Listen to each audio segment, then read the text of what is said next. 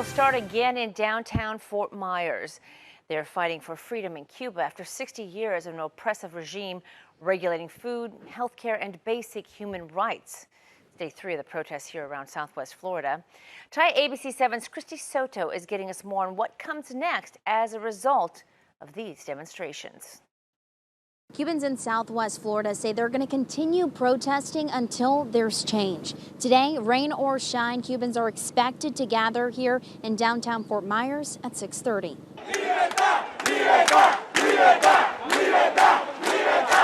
Today marks day 3 of Cuban protests. It's very emotional.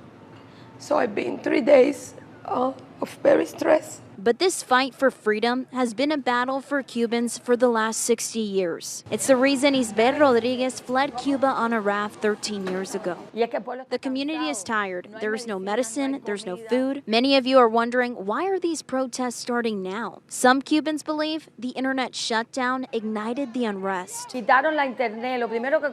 turned off the internet so the community couldn't talk to each other. Gloria Jordan hasn't spoken to her family.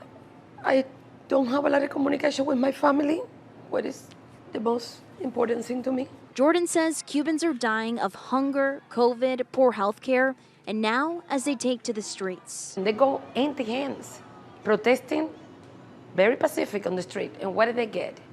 They're killing people right now. Experts say this unrest may push Cubans to sea. What I think is that there's going to be a new wave of migration, so Cubans will want to leave the country. I wouldn't be surprised if, because of the short distance between the United States and Cuba, if people were willing to come on rafts. Cubans in Southwest Florida say they're going to continue chanting until there's change. Libertad para Cuba, patria y vida. Now Cubans are calling for action, wanting bigger organizations in the United States to step in.